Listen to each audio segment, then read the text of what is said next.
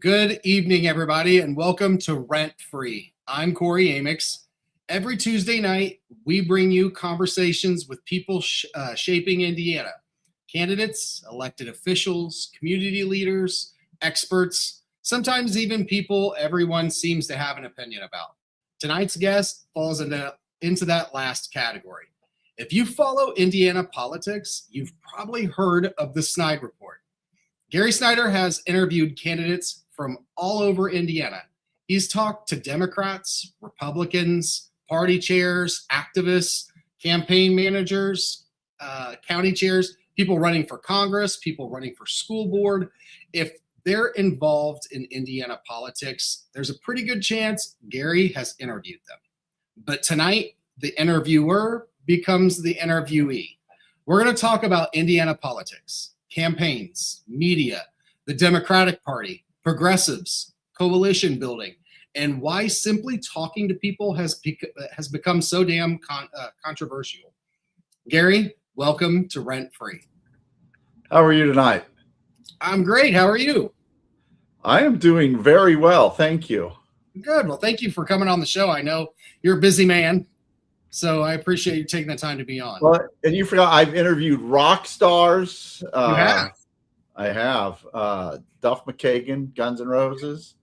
I interviewed the Fonz. Well, I didn't know you interviewed the Fonz. What? Twice. So yeah, it's that's one of the nice things about having a podcast and being obnoxious and bugging people is you get to talk to a lot of cool people. I got messages from people that were pretty excited about tonight's show. They weren't sure what would happen when they put the two of us. Excited? That's one way to put it. I know, nervous, worried. You know, what does happen when you put the two of us in the same room? So tonight's going to answer that question. But let me ask you this. How weird is it being the one answering the questions tonight instead of asking them? You know, it's not too bad because I've done it before. It's nice that I don't have to think of questions because I never, ever prepare for an interview, ever. So everything is always off the cuff. So there's not a lot of difference between being on one side or the other because I don't prepare for either. Right on. Well, let's start for viewers who may not know who you are. Tell everybody who is Gary Snyder, not the political guy, but the person. I am a father of 7, grandfather of 8. My background is in financial services. I was a financial advisor. I've worked at a major brokerage on their options and active trader desk. I've been an anti-money laundering officer, and I started what is now Snide Radio, but Indiana Talks back around 2013, 2014, something like that. I was doing a radio show 3 to 6 in Marion on WBAT, then got hired on WOWO out of Fort Wayne. And in the same show one day I had Reince Priebus and Debbie Wasserman Schultz back to back. If you know anything about WOWO, they are as jacked right as you can get. And when I had Debbie Wasserman Schultz on there, you would have thought that I said I screwed someone's mama. And the phone calls lit up and they came in and said, don't ever do that again. And a week later, they fired everyone. Oh, wow. So I went and I started Indiana Talks, and that's been going now for 12 years. We're on TuneIn Radio, and that's doing great. A friend of mine, some of you may have heard of him, Robin Winston. He talked me into starting a newsletter. I kind of blew him off at first, and then finally listened to him. Glad I did. First email we sent out had 147 emails on it. Today we have over probably 12 times that. Oh, wow. No. So, well, more than that. I guess I can't even do fucking math.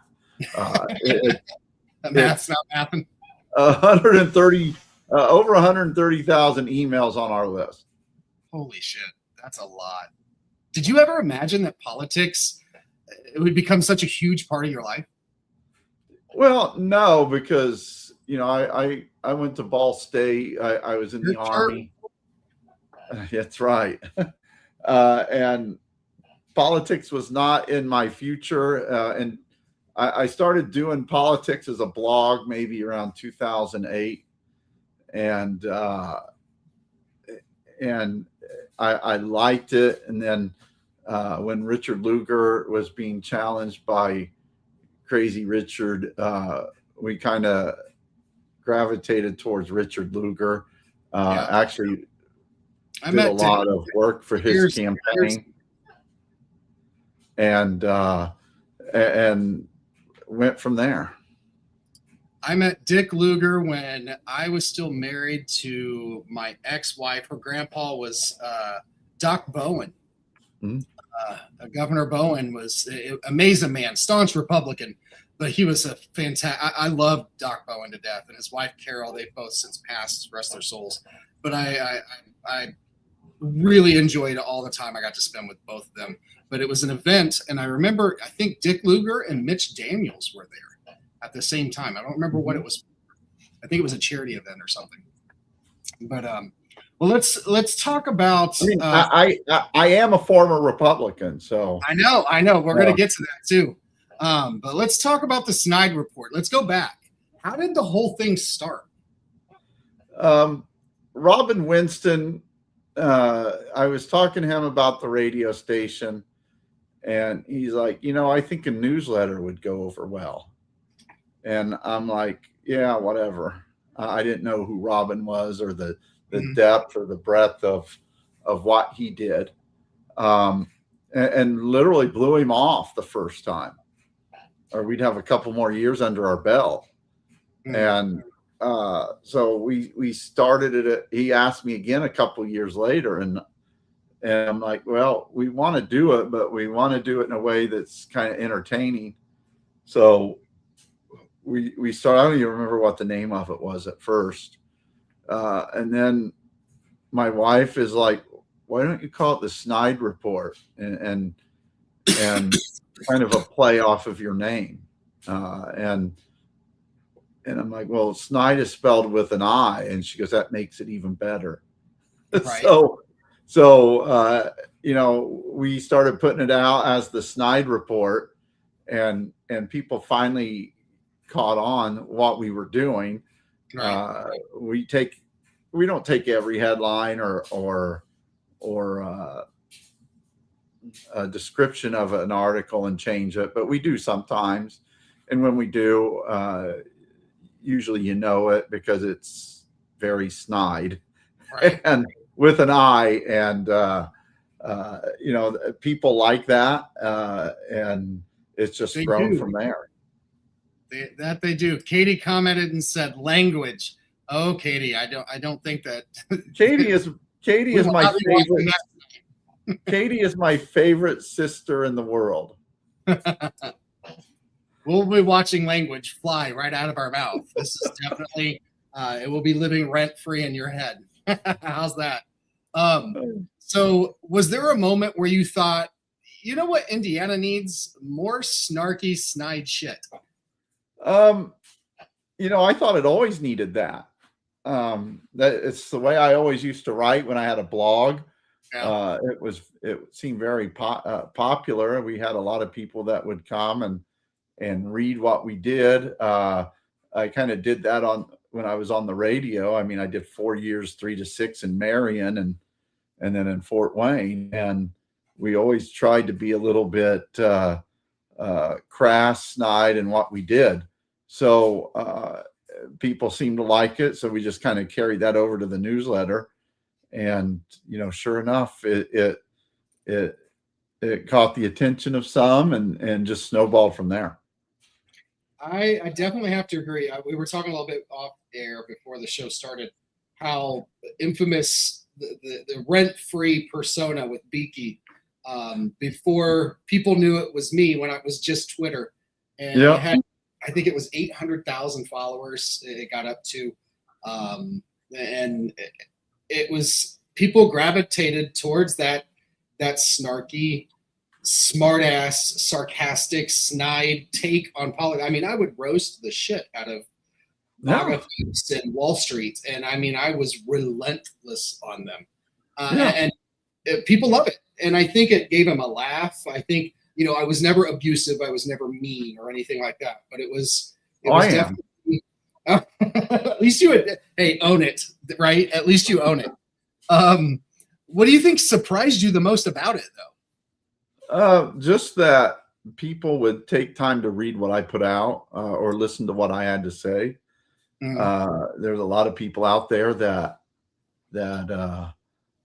do what I do, maybe not the newsletter, but at least on the podcast side or the radio side.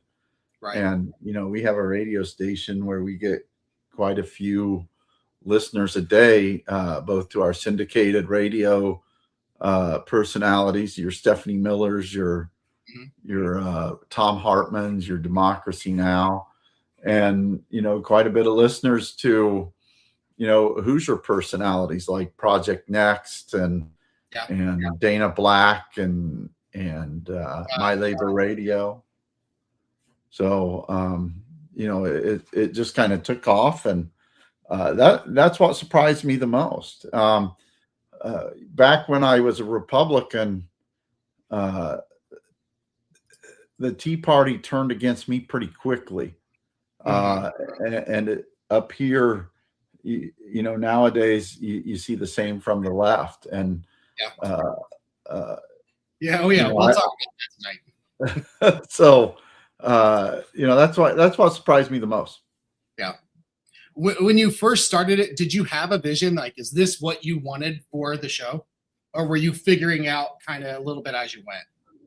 Well, for the show or the newsletter, it's gone just as I had planned it to. What's kind of what I didn't plan on was, the income that I can get off of it. And that has been a pleasant surprise. That is an avenue I haven't tapped yet. I believe it or not, all of this shit I do is for free. I do have my sponsor for the official, and I got to get your address before we leave tonight, or you can send it to me in DM so I can mail you the official guest T-shirt. But the print shop down in Greenwood was gracious enough to be the official sponsor of the Order of the Bluebird T-shirt that only guests get. So I hope you wear extra large, because that's the only size I have. My fat ass wears an extra large. Yep, mine too. So yes, you will get an official T-shirt. It's actually become quite the thing. People, I'm getting messages. They're like, I want one. No, you got to be on the show. Well, how do I get one?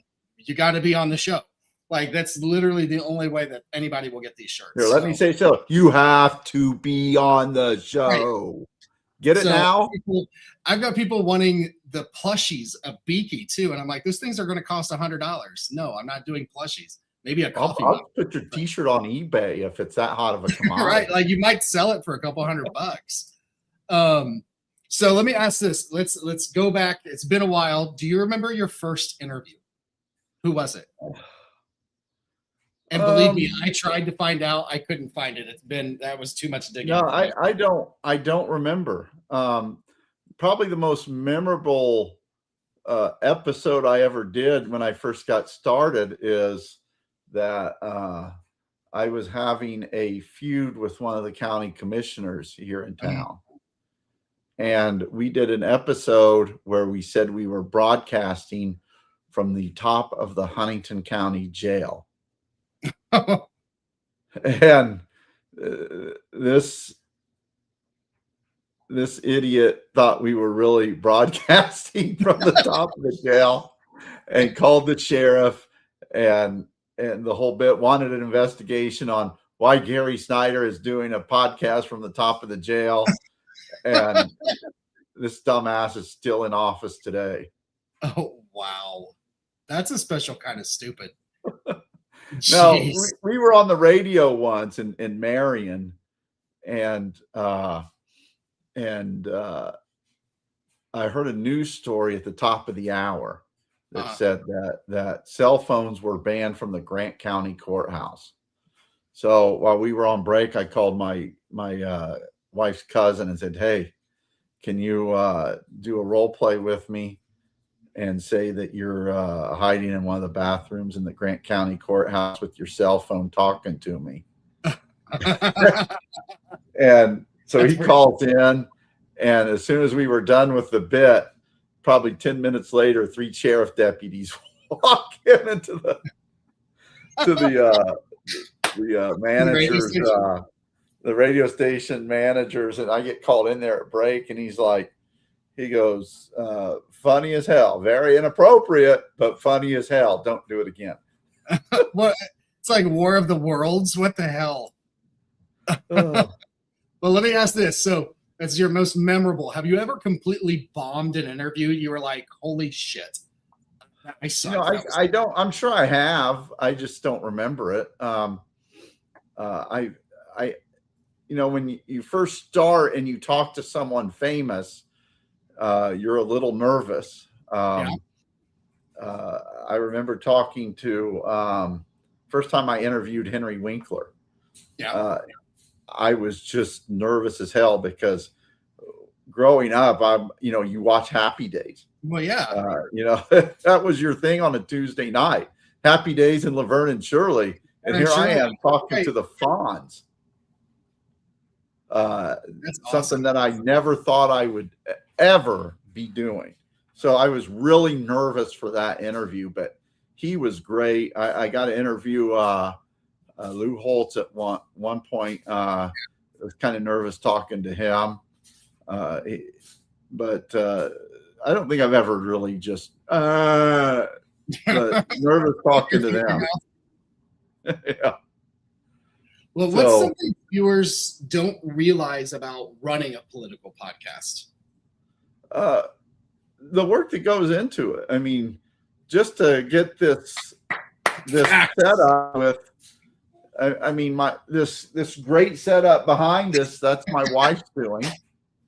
Hey, tell Pepper I said she did a good job. She yells at me all the time to take that thing down. Really? You're going to take that down off my pretty? And I'm like, yeah, it's just hard to get up there for an interview. You got to hide the wires. She goes, I spent a lot of time. I'm like, all right, I'll get it down. You haven't taken over one of the kids' bedrooms since they've all moved out? Made that your podcast? They haven't all moved out. That's the problem. I know. I've got one. My daughter is at college, and I joked around with her that I was going to turn her bedroom into my podcast room. We've had some move out, but we have grandkids are over here all the time.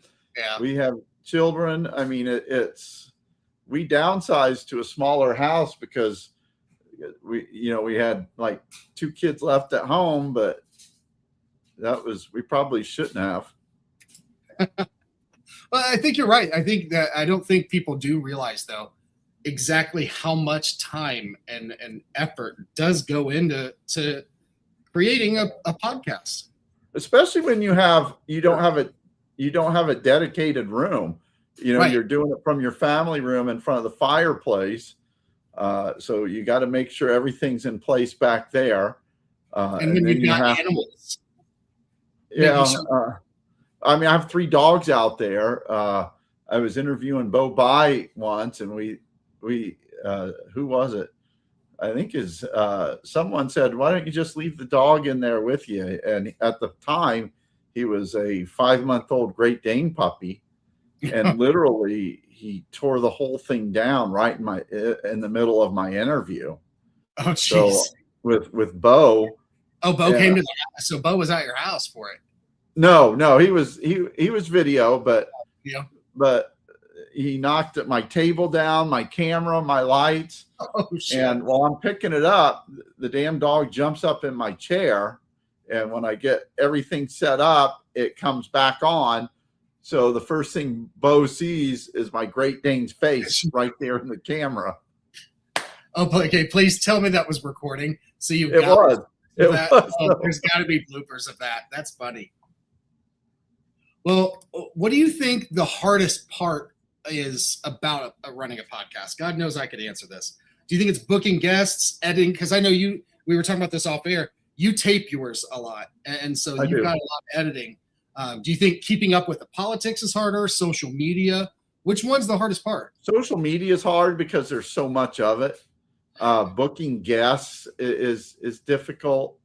I learned early on how to get some of these big guests, and I still do to a certain extent. I don't do as many podcasts as I'd like to, because a lot of times guests like to book 2 or 3 weeks out, and my day job sometimes may have me away to where I may plan on being at home a week and a half from today, but I might not be. So we tend to limit the podcast a little bit over the summer. But if someone can do it immediately, then yeah, I'll jump right on it. I think I learned pretty quickly, like you said, they 2 to 3 weeks out, and I think it helped with me having run for office and the things that I had to book. It was literally booking 2, 3, 4, 5 weeks out. Like I'm now booked through. I think I have. Well, let's look at the schedule here. I have like 2. Yeah, I have 2 Tuesdays left before elections in November. Do you? 2 Tuesdays in October, and that's it. Like I'm booked through then, and I'm holding them for Bo, actually, because I've been talking with his campaign and hoping we were trying to get some things, and they couldn't commit to a date here or there, and then I got booked with everything else. So I said, look, I've got these dates in October, get back with me. So I'm holding those out, waiting for Bo's team to get back to me. Running for Congress is a chore. I mean, yes, it is. I was the Democrat nominee in the 3rd district in 2022, and that's a lot of work. It is a lot of work, and I don't regret one bit doing it. No, it's fun. I mean, I lost horribly to Jim Banks. Yeah, but I got 2nd place for the first time ever running for any type of political office. I'm pretty proud of what I did. I made a public statement recently that, am I done in politics? I'm not going to say no, and I'm not going to say yes. I'm going to say that rent free is going to be around for quite a long time, and I'm enjoying my new job. But do I see myself running again in the future? Not right now, but you never know what the future holds. I learned not to say that. My wife is a way better candidate than me. She's more charismatic, and people like her. They don't like me. So it's hard once you get a public persona of being a smart ass. Right. You can't live it down. You can't, even when you run for office, because it comes out. Right. And now now that I've come out as the rent free, I mean, Marjorie Taylor Greene blocked the original rent free me on Twitter. I mean, the Fox News reposted one of my rent free posts way back in the day for something pretty hardcore that I went after. I think it was Lindsey Graham, to be honest about. But Karen Wogenstall asked if, I don't know if she means me or you, but do you wish to be the next Howard Stern? I think she's asking you. People know. Growing up, I wanted to be Bob and Tom. Love Bob and Tom. Oh, love me some Bob and Tom. I love what Howard Stern does now. He's kind of mellowed out a little bit. I love when he has the musicians on playing, and I would love to do something like that. Anytime I get to talk to a musician, is awesome. Talking to Duff McKagan, I've talked to some lesser known bands, and I love talking to musicians. I've got some comedians coming on this fall that I'm excited about. Have you ever had a comedian on?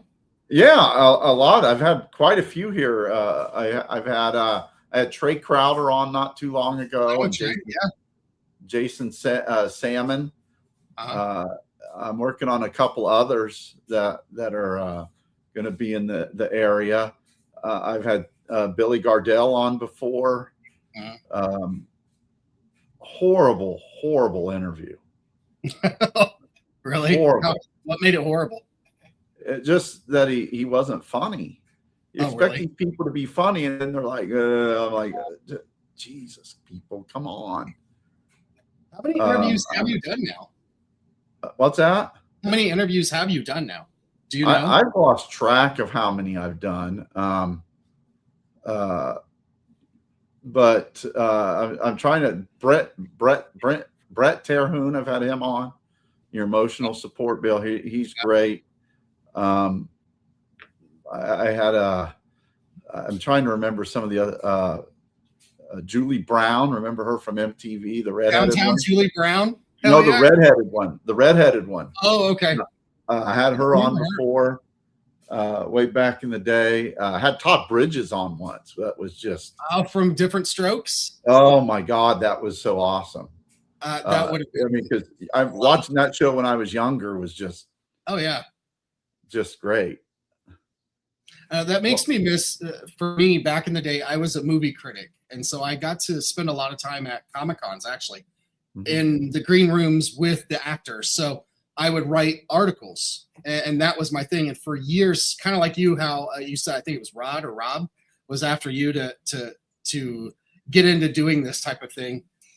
People kept telling me to do podcasts, and I'm like, there's a reason I have a degree in photography. So my fat, ugly ass is behind the camera, not in front of it. I'm a writer. I'm not like, I don't want to be, I had a stutter for a long time. So I was afraid to be in front of the camera. And so my comfort was writing the articles. So me starting Rent Free and doing this podcast was really coming out of the shell. And I'm so glad that I did. It's been so much fun to do it now. And I'm working on some Hollywood actors for this fall. Still haven't nailed it down, so I'm not allowed to say who yet. And a couple of comedians. I got to talk to Hal Sparks. I've been on his show a few times, hoping he's going to jump over here and do my show.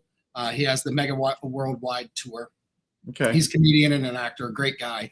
But we'll see what happens. So, but back to you. Has somebody completely changed your opinion after talking to them? I interviewed Don Rumsfeld, one of my first interviews, and you know, as a Democrat now, people will yell at me for interviewing him, but you know, when you talk to people like him or you know, just some of these people that are historic figures, it's just amazing listening to their stories. You may not like who they are, but the stories that they can tell are pretty great. And Don Rumsfeld was one. George Shultz, the former Secretary of State for Reagan, was one that was very interesting. Andrew Breitbart. I interviewed Andrew Breitbart, and just listening to how he started Breitbart and how it's veered away from what his original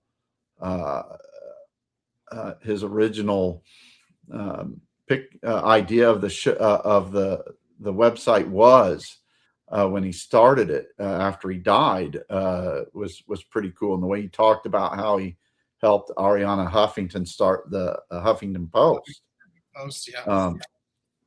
So you know, it's here, everyone has a story, and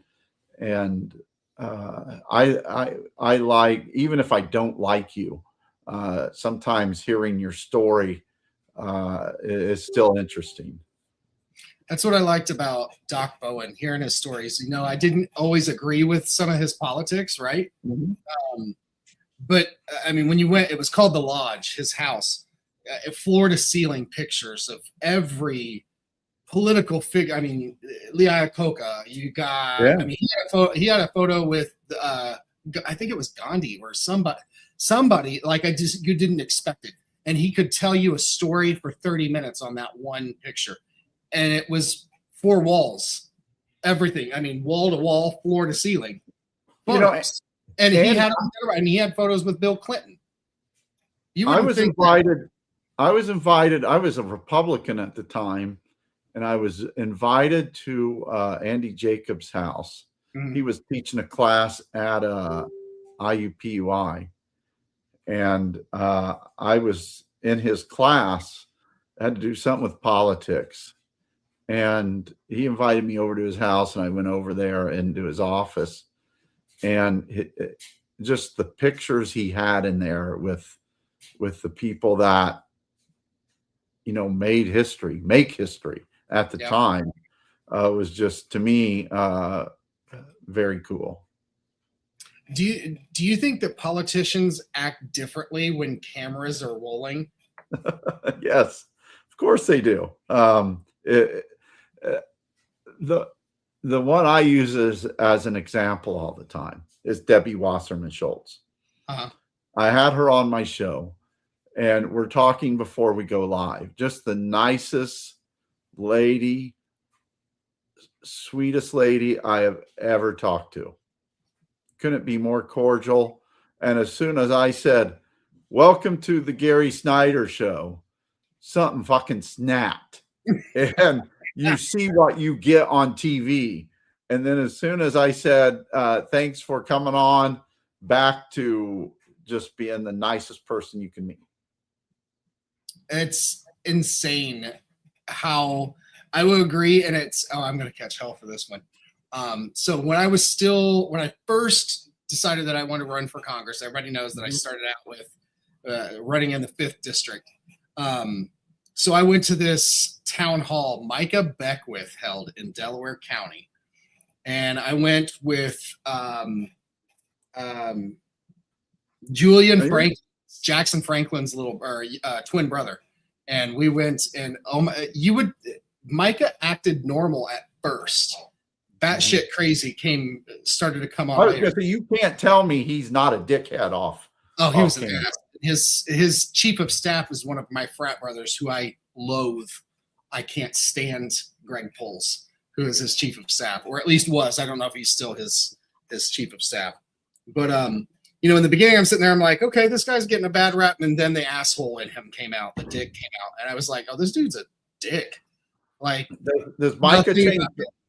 Does Micah change chief of staffs when they get too old for the position? You're 22 now. You're out. We need a new one. Uh-oh. You've been in after puberty too long. Got a phone call on that one. So let's pull back. So you've talked to countless political people now. Comedians, actors. What's the biggest thing you've learned about politicians? The biggest thing I've learned about politicians is how much they're full of shit. Right? Most of them. Not all. I interviewed Andy Bashir last year. What a great guy.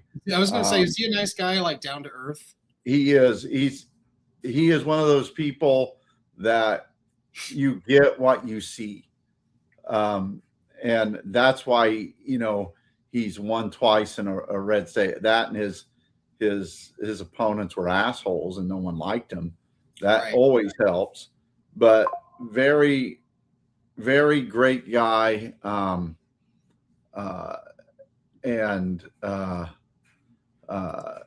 Bo Bye's the same way, and I'm gonna.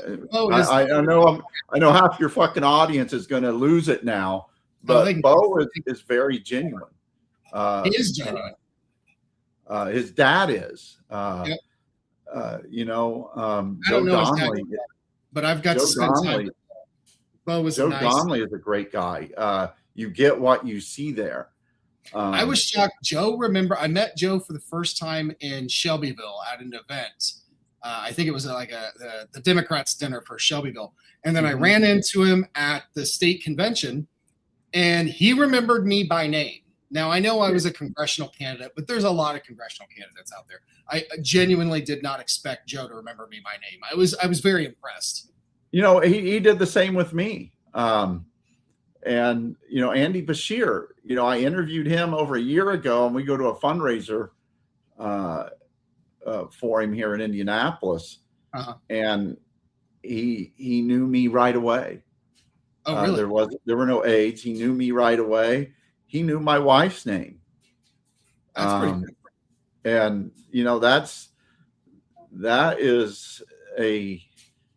is something that is a virtue, to remember someone's name, because I can't even remember my children's names half the time. Well, you got 7. That's a lot, and 8 grandkids, right? Yeah. So and you ran for Congress. I've ran for Congress. You meet a lot of people. Trying to remembering people's names is not. I mean, you can be the best of the best at names. You meet thousands of people. It's difficult to remember those. So it's like actually someone will come up to me in the store or something and like, "Are you Gary Snyder?" And I'm like, it depends. Right. What do you want? I got that at Meyer. You're gonna throw something at me? Somebody said I voted for you, and I was like, part of me wanted to be like, "You did? Thank you. You're the one." Like, thanks, I appreciate it. And I'm expecting them. Are you going to run again? Or they're like, no, you did a great job. They didn't go into the whole like spiel of drilling me on what I stood for, which is that is also the reverse of when you're in politics, getting cornered at the grocery store, where I'm like, I just came to get some fucking cereal. Yeah. I want my Fruit Loops, damn it. Conversation with somebody about property taxes in the cereal aisle. Not that they're not important, because they are. That soundbite's probably going to come back and bite me in the ass at some point in time, but whatever.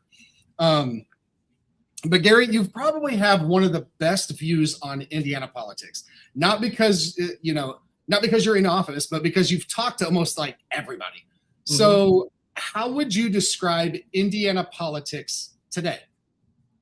I would say you have the batshit MAGA people, and then you have the same version on the left. And then you have a big swath that are either maybe just a little left of center or a little right of center. Right, yep.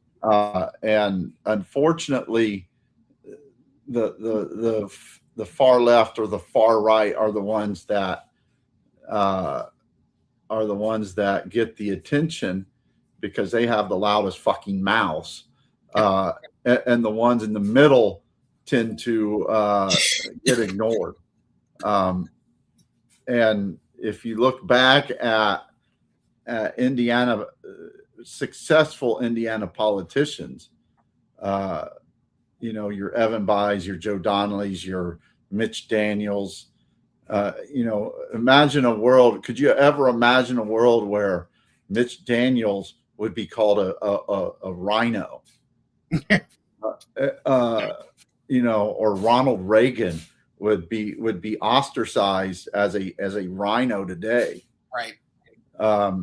And it's unfortunate, but I'm very probably left of center on many issues, but you also have to be pragmatic to say that that's probably not going to get you votes in Indiana. That's one of the approaches that I took when I ran. I knew that, if you're planning on just trying to win a race with Democrat votes in Indiana, you're going to lose. Like that's just, Indiana's a red state.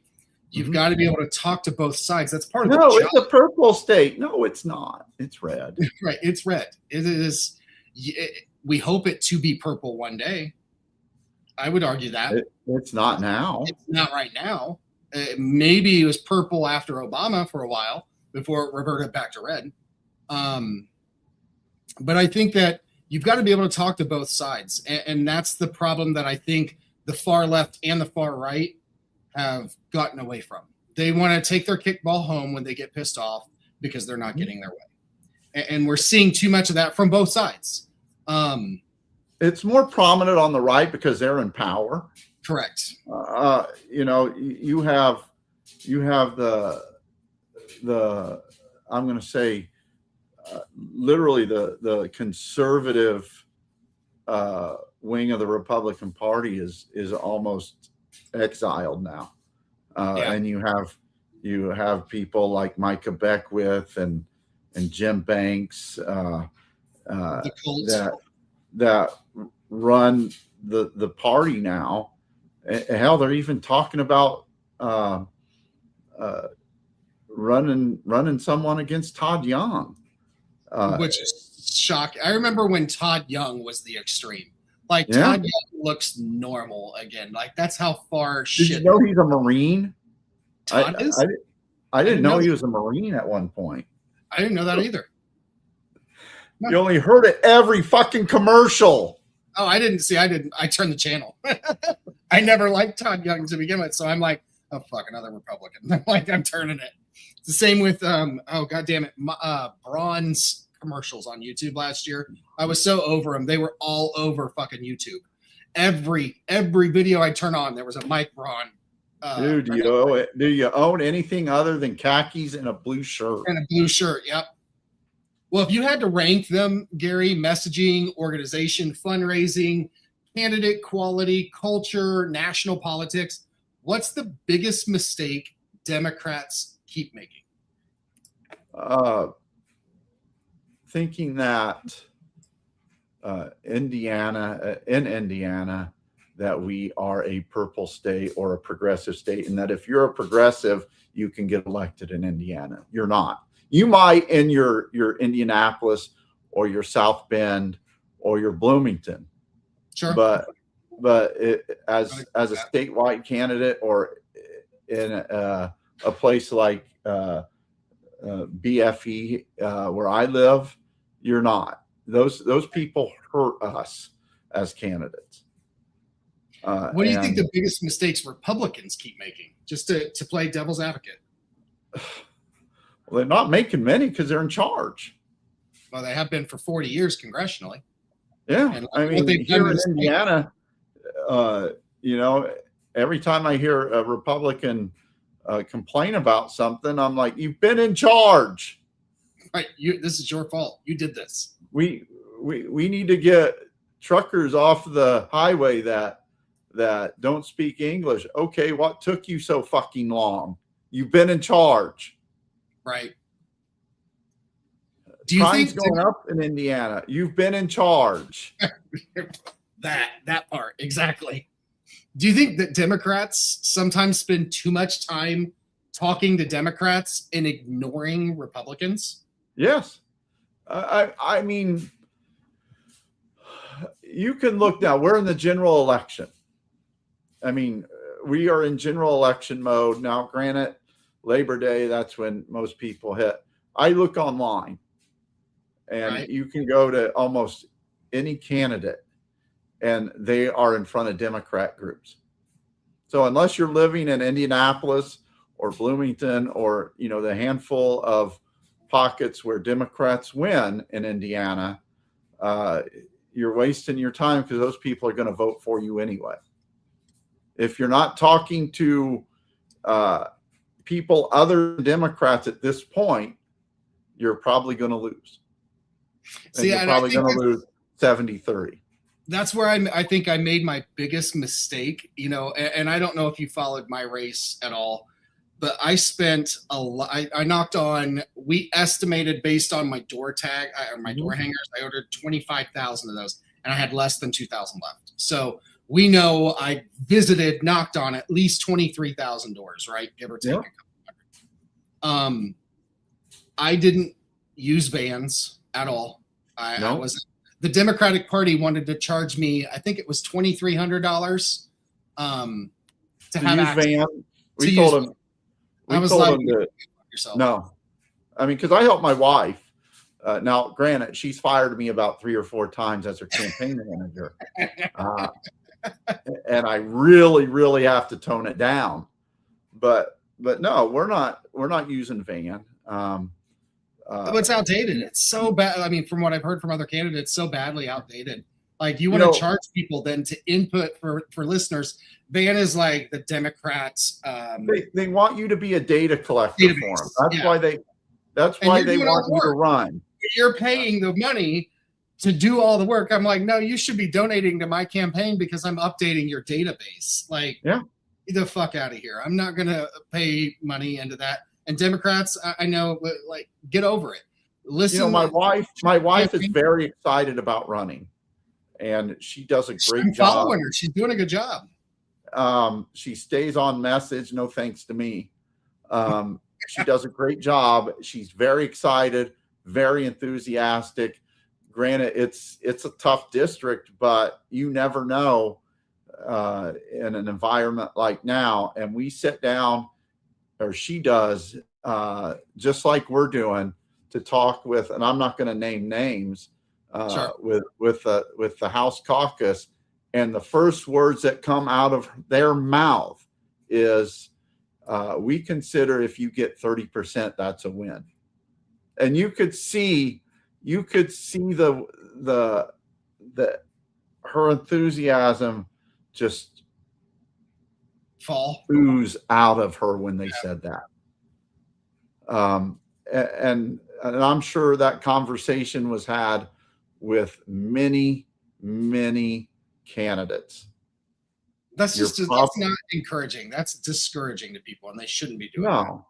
No. And you know, we've looked past that, and she is doing a great job. And she's talking to everyone, you know, whether you agree with her or not, because you may agree with her and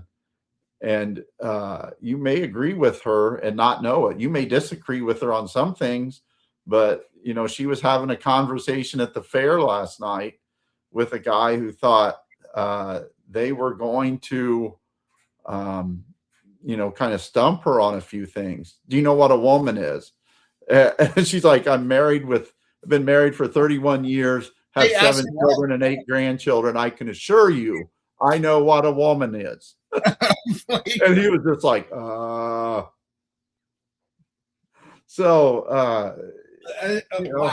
The fact that she just didn't smack that person in the face. Do you know what a woman is? Have you ever been smacked by one? You have now. So while we have a lot of people running, I don't think a lot of them are serious. Number one, you can see by the way they're running their campaigns. Yeah. But it's their campaigns. They can run them how they want, just like we're running ours. And, you know, at least our campaign, my wife's campaign, you know, we realize what we need to win. We need Republican votes. You know, we realize, or she realizes, they're not going to get the MAGA votes, but you know, the Republicans, the never Trumpers, you can't be all the way over here on the left and get those votes. You got to realize that you know, here in Huntington and Wabash, Indiana, there's not some fucking secret pocket of progressive voters that are going to come out and vote and elect my wife. Right. And that plays in a lot of rural areas. And I don't think some of these candidates realize that. I 1,000% agree. You know, looking at Fayette County, where I was born, there is not a large population of progressive people. There's not a large population of Democrat people to begin with. And that's happening across the state. And I say that I would consider myself a pretty progressive person based on the views that I have. And it's funny that after my campaign, and I'm not going to name names, but there were some folks on that side of things that wanted to look at me and be like, "You're not progressive enough." Oh. And like United, you know, I wanted universal health care, you know, all of those things. And it's just, to me, it's frustrating to hear. A lot of times I think they just don't know what the hell they want. And they want a bitch to hear themselves bitch. And I finally had enough of it the other day. I had to say something publicly because it seems some certain influencers out there only, and I'm not even going to get into the influencer war, but certain influencers out there only want to complain about certain Democrats, and you know, they cut off their nose to spite their face. Oh, I mean, all you have to do is go to some of these influencers, and you know, I am their top target. Yep. More than Republicans. Yep.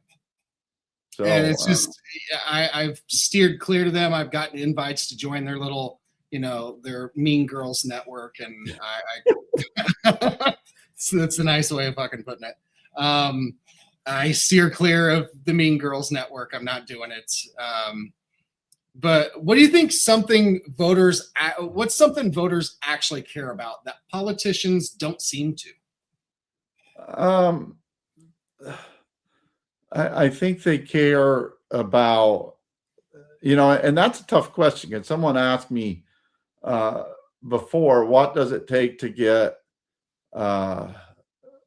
rural Indiana, white, non-college educated voter to not care about guys in girls' restrooms, or which is less than 0.01% of the population of Indiana, by the way. But that's what we want to talk about. That's what Right. Democrats want to talk about. People like, They fall right. The Republicans scare you that some guy is going to go in the girls' bathroom and rape your little girl while he's using the restroom. Yep. And they convince people that you're going to go to your kid's going to go to school tomorrow, and they're going to come home a boy, and when I ran for Congress, we were having dinner at a very nice restaurant the night before the election. Me and my wife, and it's a nice restaurant. It's not a cheap restaurant. And so the people in the restaurant, I would assume, are probably more well off than your average person. Sure. And there were two couples at the table next to us, and they were talking about going up to the lake and shutting down the house for the winter and getting the boats put up. And then I heard them talk about how they could not believe that kids were using litter boxes in the classroom to go to the bathroom.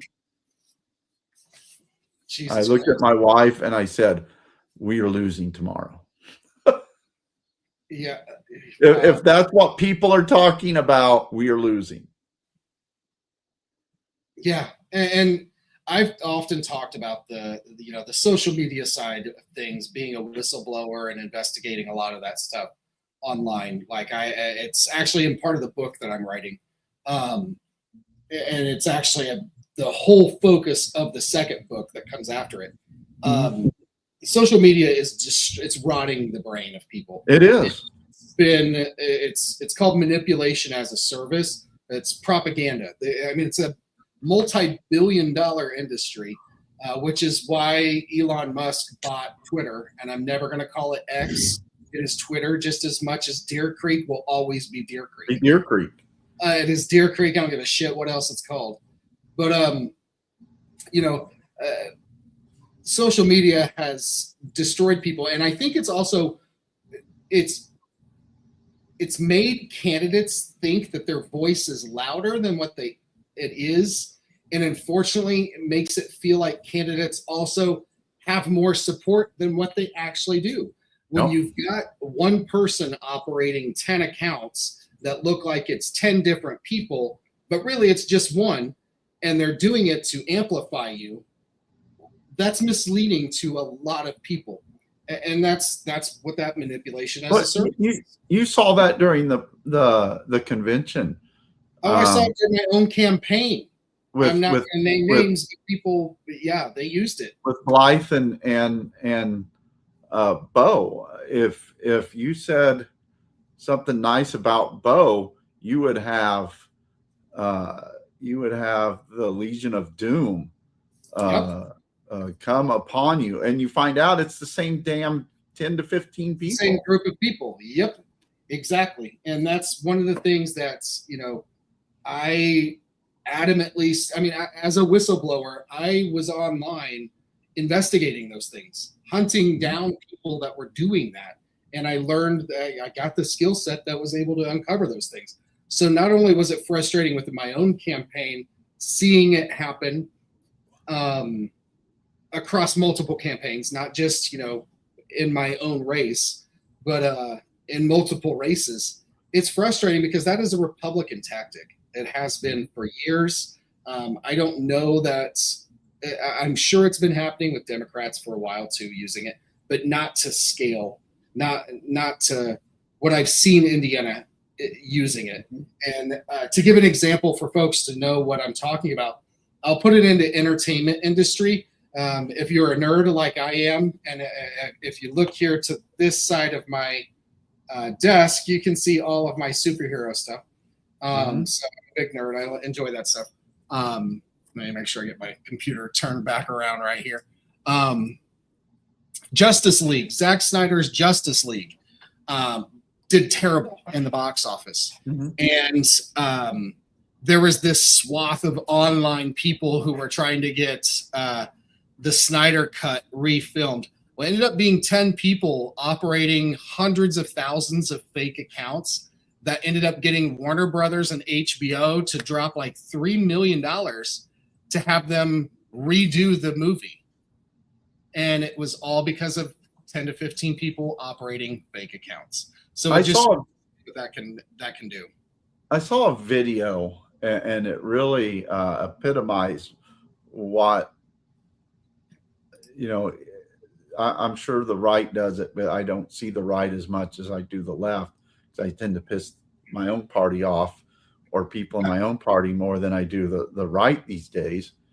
But if you've ever been in the military, if you've ever been to basic training, whether you're a Marine, Army, I don't know about the Navy or the Air Force, but you see a recruit, he's at basic training and he does something and you see 4 or 5 drill sergeants just swarm him and just have the brim of their hats right on, an inch away, and he's surrounded and they're all just screaming in his face or at him because he did something wrong.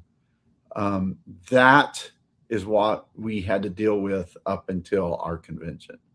If you said something that they disagreed with, you would have those drill sergeant type people just all around you screaming at you, virtually. And that's where we're at right now. And, it's noise. It's, there's a couple people out there that like to think they're more popular than what they are.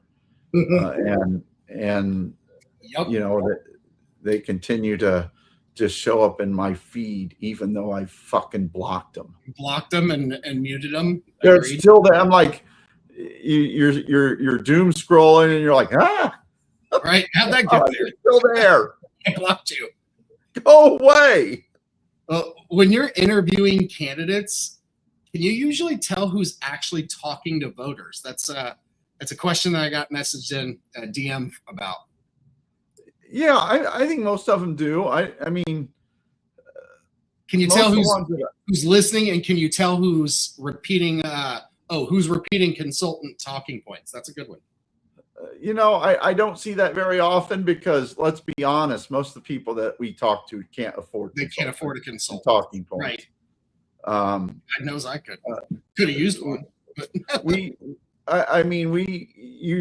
candidates that are talking to win and candidates who are talking to their base, thinking that's going to help them win, and it's not. And unfortunately, I think the one thing, and I saw this happening far too often in primaries with, unfortunately, the progressive side of things, is that progressives were quite literally talking to their base and refusing to talk to anybody outside of that. And they weren't connecting with other voters. And that's the one thing. Now, you may need to talk to your base in a primary, right? But that's not helping you in November. Right. Those people, 9 out of 10, probably more, are going to vote for you anyway, because they're not going to go vote for the ass Republican. So why focus on them when you need to be taking your message to people that are a little more near the center of the road, whether it's left or right or independent? And I hate to use independent because they're either a little left of center or a little right of center. In Indiana, it's probably a little more right of center. So you need to be talking to them and get that coalition of people that are near the center of the road and your base to win. I mean, when we talk to my wife about winning, we need disgruntled Republicans, we need independents, and we need the Democrats. That's a coalition where you can win. Yeah, and building a coalition, I think so many candidates have gotten away from that. That's the part that's really what being a Democrat is. We're not Republicans. They're all conservative, right? There's not really a coalition of conservatives. They all just go after the same message. Democrats, there's the Labor Democrats, there's the progressives, there's just so many different factions that one thinks that the whole party needs to be that way, and they've gotten away from building that coalition. People would come after me even though I agreed with them 80 to 90% of the time. Yeah. But since it wasn't 100% of the time, we need to call him a name. Well, and there seems to be this obsession on a few topics. And I'm not going to say that they're not important, because God knows they'll lambast me if I don't. But it is. They are, focusing in on certain things. And I'm not even going to say them, because then they're going to take the sound bites and twist them around. But, it's okay to not agree with somebody 100% of the time. Nobody's ever going to. I don't think it's possible to agree 100% of the time. I've talked to 3 people, and Mayor Tom McDermott, and Governor Andy Beshear, and I think the other one was Beto O'Rourke. And they all came with the same message. Tom McDermott said it a little more bluntly, but your job as a candidate is to win, period. Yeah, it's a good point. If you don't win, it's just a hobby, and you're on the sideline screaming, which I think a lot of people that lose elections, they're fine with that. But your job as a candidate is to win. You need to raise money. You need to get as much money as you can, because the Republicans are. You need to take the money from whoever wants to give it to you. Maybe there might be a certain, if a white supremacist wanted to give me, I wouldn't take it. But right. Yeah. You need to raise money, and your job as a candidate is to win, not to be right, not to be holier than thou. It's to win. If you want to be holier than thou, you can start a podcast. What are you saying?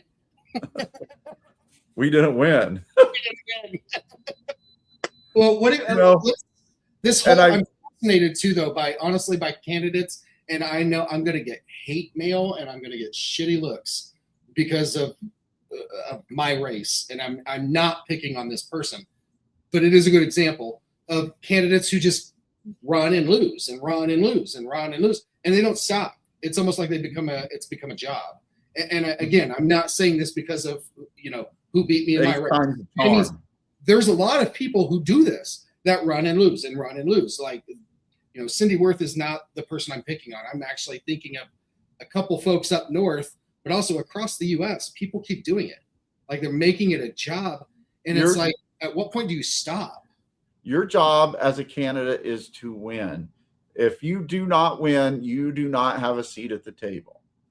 And I've said this over and over again, that if being a progressive candidate with no money was the answer, we'd have a state house full of them.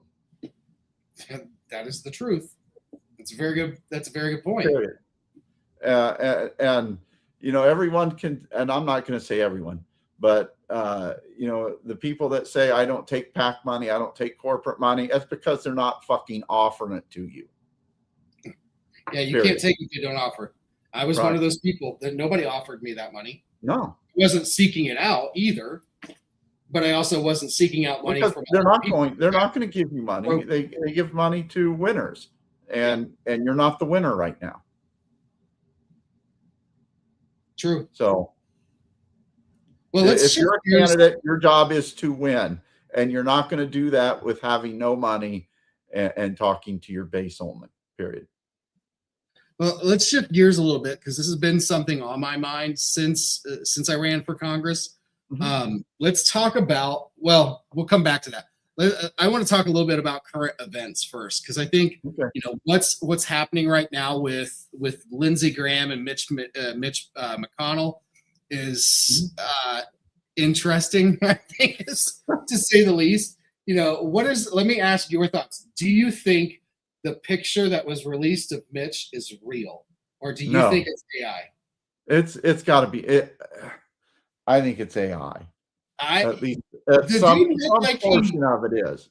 He looks 20 years younger. He still looks old as shit in the picture, right? Yeah. But he looks 20 instead of 90. Dude looks 70. And that picture, like, what's the secret? I've seen pictures of them pushing him in his wheelchair through the Capitol Rotunda, and the guy looked like he's almost dead, and now he's not. Right. There's some life back in him, and you're not telling me that a month off of work. No, I'm not saying he's dead. I'm not saying he's dead at all, but I think that picture was definitely altered. I think that it was way too convenient for I can't remember the baseball player, but in the Aggies shirt. I think that was photoshopped in. I definitely do. What about Lindsey Graham passing away? How about that? That was a shocker. And I'm not going to dance on the guy's grave. I didn't agree with him on a lot of stuff.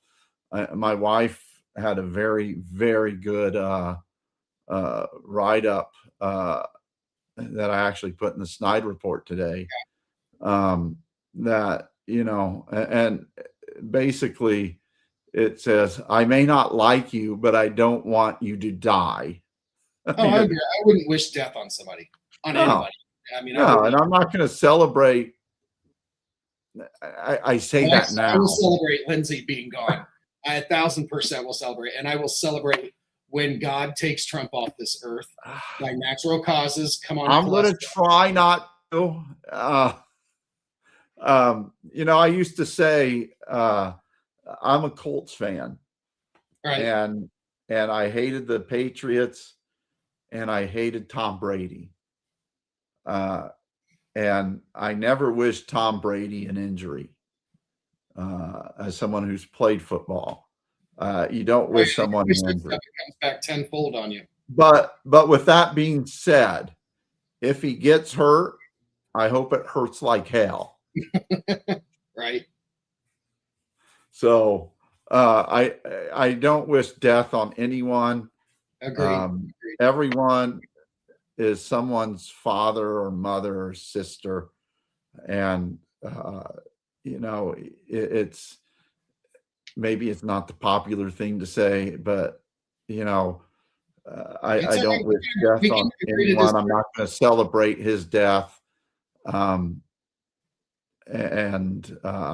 Now these words might come back to bite me in the ass when Trump dies, but well, I think that there's a difference too between celebrating somebody's death and also refusing to go over or to rewrite history. Looking at what Lindsey Graham did, he was a vile man. I mean, the things that he did against the homophobic, we'll just leave it at the homophobic, the racist. Just the things he did. He set out to hurt people. And I am not going to rewrite history and pretend that he's some amazing human being that's in heaven. I sleep better at night in my heart of hearts, knowing that man is likely burning in the 7th level of hell, and I hope so. And does it mean I'm celebrating? No, but I can sure sleep a little bit better at night knowing that man's not going to hurt anybody else on this planet anymore because he's not. To me, it's I don't care. It's sad he died, but oh well. Right. Well, what story has your attention this week? Anything popping in the news aside from Trump's going to be on the news Thursday yet again talking about the fucking 2020 elections? I read a lot of news, I mean, probably more than your average person. Me too. And to me, the thing that is just crazy right now is this fucking explosive diarrhea thing. I literally right before this podcast, it gives me a reason not to eat salads right now. Raspberries. He buys raspberries, and this article was showing the raspberries he buys. And I sent him the article. It's like, explosive. I mean, yeah. I mean, hey, look, God, as somebody, I will admit, I had the explosive diarrhea. I know TMI when I was on the diabetes shot Manjaro. I got pancreatitis from it, and my kidneys and my pancreas they started shutting down. And the things that it did to me, that it is explosive diarrhea is not a joke. It's some shit. Literally. Yeah, I mean, I mean, and just the fact that the hashtag or Trumperia is trending makes it almost worth it. It makes it worth it for sure. But what do you think the biggest political story is in Indiana that people aren't paying enough attention to? I think at this point it has to be, people are celebrating that gas is down $3.15 a gallon. Wait till they add that 70 cents back on. I was going to say, wait, the gas tax is still exactly. Yeah, I mean, wait till it jumps back up to 380, 390, or now that we're at war again for the 8th time this year, wait till the barrels of oil go back. I mean, it's at 80 or 85. Wait till it hits 100 or 120 again, and then that gas tax goes back on. I mean, people are hurting right now, and I don't think that the politicians take that seriously because they don't have to. You can look at Republican politicians; they are a super majority, and the things that they do, the things that they say, the way that they mock their own voters, and they can get away with it because they haven't paid a political price at the polls for it. So they will keep doing it. You had the big Red for Ed education rally. They were literally up there shouting at the teachers down there that were rallying, and they can get away with it because there is no political consequences for it. Yeah. And until there is a political consequence for it, they're going to keep doing this shit. And there's nothing we can do about it until we start winning elections and start realizing that the way to win elections is not some super secret progressive electorate that's out there that just hasn't been voting. It's you have to build a coalition of Democrats and people near that center line, whether it's left or right, and win elections. Then we'll start paying attention. Hell, we got politicians right now. No one's seen my wife's opponent in months. That's why somebody commented earlier that Larissa Sweets basically disappeared. Yeah. I mean, maybe she's out there writing, more chemtrail bans because, it turns kids transgender. Literally, I'm not lying. Look it up. She wrote the chemtrail bill. And she said because it turns kids transgender. So, well, I mean, it doesn't shock me. I've heard some crazy shit in Fayette County. I heard that the wind turbines. There's no consequence to that because she keeps winning. Right. Somehow crazy have to show up to the fair when it's 100 degrees out because she keeps winning. Right.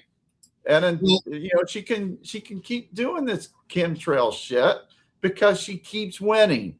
And you can, that's throughout the state. And until we put up candidates that realize that, we're going to keep losing. And they're going to keep doing what they do. We're starting to see candidates define themselves for 2026. Who do you think? What candidates are doing it well? I like Ones that you Bo. noticed. That's Bo's no doing well? surprise. Yeah. It's Bo is charismatic. He's everything his dad was except taller. And Evan is a great guy. Senator Bai is a great guy. I think I think Bo is doing a great job. You guys have a fundraiser with Pepper and Evan coming soon. Evan, yeah. Damn good graphic designer made that flyer too. I do. That'll be out soon. Bo does. I like Kumba Kebe. I need to make sure Kumba's I going to get her be name on the right. show here soon. She is a very, very well-spoken, articulate young lady I can't wait to talk to her. That is she's on it. I like JD Ford. He's one of my fraternity brothers. JD is doing all the right things, I think, at a congressional level. I love Kelly Thompson in the 3rd district. I text Kelly every chance I get. I love Kelly. That's a rough district. Yeah. My wife is standing here, so obviously I love her and her campaign since I'm running it sometimes when she doesn't fire me and rehire me. Who else? There have been a couple that I really like. Sarah Blessing. I was going to say Sarah and Drew Cox. Does a great job of reaching out. That's a tough district, but she does a great job. Cynthia Weir up here in she's running in Grant and Huntington and Wabash County. So we do a lot of events with her. She's doing a great job. Somebody I noticed in Grant County, Katie Robbins is doing a decent job up there. I see her killing it. She's something local. I can't remember what, or it's what's Katie running for? Hold on, I'm gonna look it up. I haven't. Let me look it up. Hold on. I'm not used to the desktop. Katie is running for. She just had a birthday the other day too. She's Lindsay Gamrich, I think. Gramlich, I'm butchering her name, I'm sure. She seems to be doing well. Katie's running for state rep for District 31. That's what she's I think that covers part of it. 39. I haven't seen much of her. Nate Stout over in the Lafayette area. Nate's killing it. I love the things that he's doing. Drew Cox, someone you interviewed. I love Drew. Drew is. I got to go. We won a canoe race this weekend, and we went canoing before. That's a rough district, but he gets it. You see some of these candidates get it. They stay on their message. They know what it's going to take to win, whether it's enough or not. But they know that it's not the social warrior issues that are going to win things. It's people not having health care or child care or can't afford hamburger where your electric bills are too much. I say it every week. People that stay on that message are the ones that are going to win, and the ones that have a presence that where you can picture them as being in the General Assembly. There are a lot of candidates out there that you just can't picture being in the General Assembly. And if I see it, other people see it. Yeah. And I'm sure I'm leaving someone out. Natasha Baker. Katie said Drew, Nate, and Natasha. Natasha Baker's killing it. She's doing a really good job. I don't know that I'm familiar with her. She's in the Lafayette. Don't quote me, the Lafayette. She's in Nate Stout and Drew's area. Okay.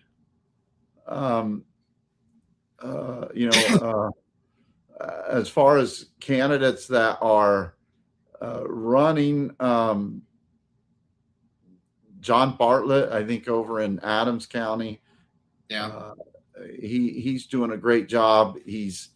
That's a rough district, but he's got a candidate. He's got an opponent that wants to end property taxes, and the guy his family's gonna benefit hugely. That's he's in Adams and Randolph County, I think, too, right? Yeah. And John's guy. And I think a lot of people that, and I'm going to promote my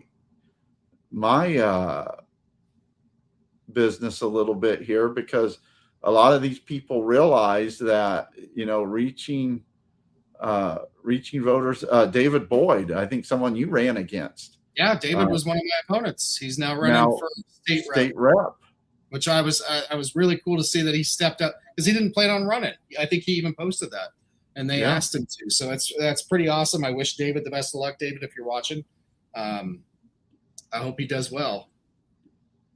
So I mean, there's plenty of candidates out, and I know I'm going to forget someone, but I see a lot of candidates out there, probably more than most people because of what I do. Sure. But I think those are some that I don't know if they'll win, but they definitely have the campaign to. Right. So, well, let's switch gears and talk a little bit about AI. I think you and I have you've seen some of the heat that I've taken on AI. We've talked a little bit offline too about it. AI is changing everything. And do you think Indiana politicians are taking artificial intelligence seriously enough, especially regarding jobs, education, and data centers? They're not yet. AI is here. It's here to stay. Yeah, it's not. You need to embrace it. You need to regulate it, and you need to regulate these data centers that are going up. We need the data centers, but we don't need them the way that they're doing them, where it's poisoning our water, it's poisoning our land, it's taking land from people against their will. So we need to find a way to, and unfortunately, right now it's so anti-AI that it's or anti-data center, anti-AI, that the way to move forward with this technology is not being discussed in a way that is safe and secure and regulated in a way that protects us from higher electric bills and dirty water and dirty air and sound and losing farmland. So I think the person that figures that out will probably do well. Yeah, I 1,000% agree. Well, 6 months from now, what headline do you think we'll all be talking about? Hopefully that there's no longer a supermajority. We have the God's ears. We have Bo Bai as our new Secretary of State. I think if Bo does well, he could pull maybe one or two of the other statewides with him. Yeah. Because anytime you have someone like Pragmatic Bo at the top of the ticket, and you have people not pulling straight ticket votes, you have a chance to get that vote. Right. And I think that I would like to see us at a point where we are breaking the supermajority. If this is a wave election, maybe we do. If not, then it's more of the same. We'll probably lose 2 Democrat congressional seats. I think we retake the House. I think we retake the Senate. I'm hoping that we do. So I think that's the headline 6 months from now. You think if we sit down again a year from now, and hopefully we don't wait a year to do this again, hopefully we can do this again soon because this has been fun. But if we sit down again a year from now, what do you think will have changed?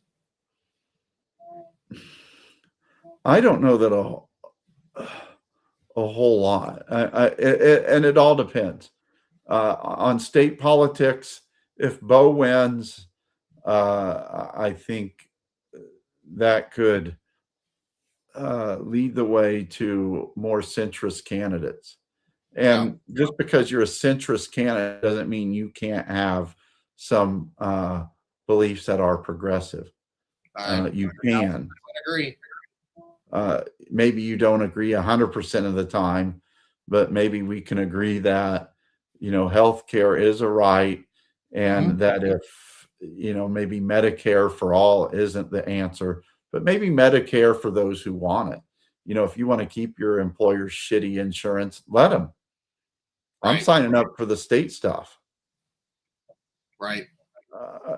So a year from now, if we're talking about Bo as the Secretary of State and cleaning house, and we don't have a supermajority, and we have a Democrat Congress and hopefully Senate, I think that's a huge step forward.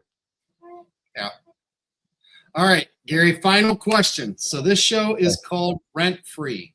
So everybody gets this question. What political issue or conversation lives rent free in your head? What's the one thing that you keep coming back to?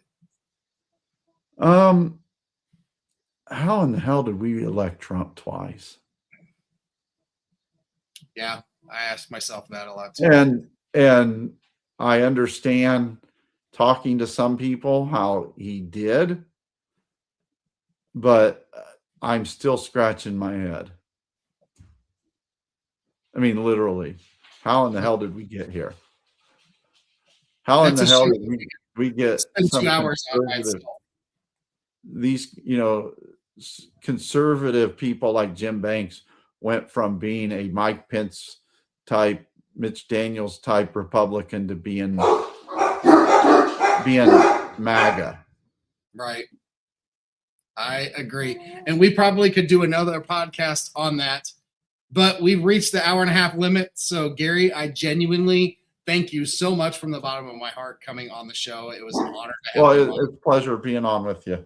And I hope to have you on again.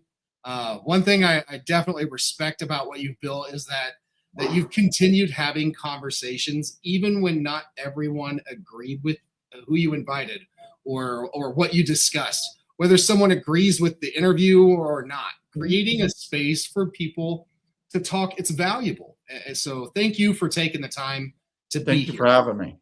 No problem. Stick around. I'm going to put you in the green room. And thank you to everybody who joined us tonight. If you've enjoyed this conversation, make sure you check out Gary Snyder and the SnydeReport. And if this is your first time watching Rent Free, hit that follow button on Facebook, subscribe on YouTube, and TikTok and Instagram, and share this episode with someone who enjoys thoughtful conversations about Indiana politics. Next week, we'll have another great guest and another conversation, and you won't want to miss it. Until then, I'm Kory Amyx, and this is Rent Free. Have a good night.